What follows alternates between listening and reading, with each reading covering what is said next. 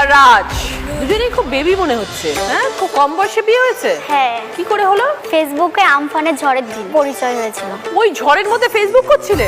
ফোনে আমার 15% মতো চার্জ ছিল, সেই 15% চার্জের মধ্যেই তার মধ্যেই রিলেশন হয়ে গেল। 15 মিনিটের মধ্যে প্রপোজ হয়ে গেল, ভালোবাসা হয়ে গেল।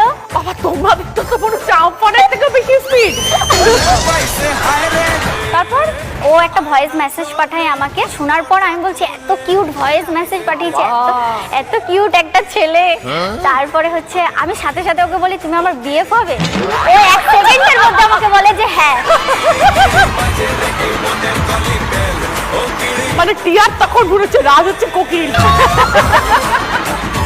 তারপরে তো আমি দেখলাম যে এরকম করে ফোনে চার্জও নেই। আর এখন বললো হ্যাঁ পরে যদি রিজেক্ট আমাকে করে দেয়, তার থেকে ফেসবুক পাসওয়ার্ডটা এখনই চাই। ফেসবুক পাসওয়ার্ডটা চাইলাম, ও 5 মিনিটের মধ্যে পাসওয়ার্ড দিল। আমি কি করলাম, ওর নাম্বার রিমুভ করে আমার নাম্বার অ্যাড করে পাসওয়ার্ড চেঞ্জ করে দিলাম। দিয়ে আমাকে বলছে ফোন করে যে আমি ফেসবুক খুলতে পারছি না। আর আমি বলছি আমি চেঞ্জ করে দিয়েছি, আমার ফোনে চার্জ নেই, আমি যদি চার্জ না দিতে পারি তুমি অন্য কোনো মেয়ের সাথে কথা বলবে তখন।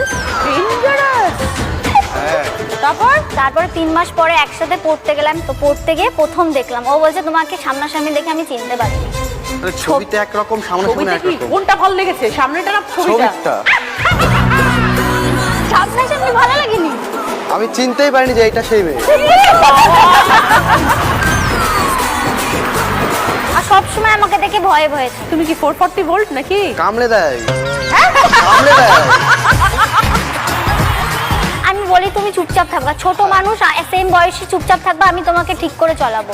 এখনো বড় হন, এখনো তো ছোট আছে না, অন্য মেয়ে যদি পছন্দ করে না, এই বাচ্চা ছেলে। বুদ্ধি আছে তোমার বউয়ের কিন্তু। আচ্ছা, বিয়েটা কিভাবে হলো? বাড়ির লোক মেনে নিয়েছিল? 3 মাস দেখা হয়নি, 9 মাস যখন আমাদের রিলেশনের এজ, তখন ঠিক করলাম যে ঝামেলা হচ্ছিল। আমি ওকে বললাম কি যে তাহলে চলো বিয়ে টিয়ে করে নি। তারপরে বললো কি ঠিক আছে চলো বিয়ে করে নি। 3 বার বিয়ে করেছি, বাড়ির লোক তো মানেনি। 3 বার পালিয়ে বিয়ে করেছি। প্রথমবার মন্দিরে করেছি, প্রথমবার।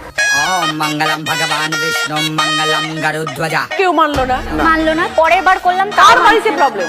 দুজনেরই। পরের বার কোথায় করলে? পরের বার এমনি এমনি রাস্তায় করে নিয়েছি। আর কতবার মন্দিরে যাবো? 3 নাম্বার বারের বারও মানেনি।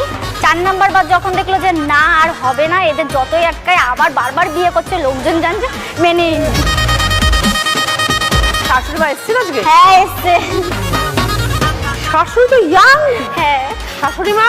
হ্যাঁ বলুন। 4 নম্বরে বার বিয়ে করে চলে এলো বাড়িতে, কি করলেন আপনি তখন? কি আর করবো, মেনে নিতেই হলো। কিছু ওদের করার যখন নেই। দুজনকে চাই। এখন কি বুঝছেন বৌমাকে? ওমা খুবই ভালো। আমার তো মেয়ে নেই, পুরো আমার মেয়ের জায়গাটা দখল করে নিয়েছে ও। আমার মন জয় করতে পেরেছে? হ্যাঁ, ভীষণ।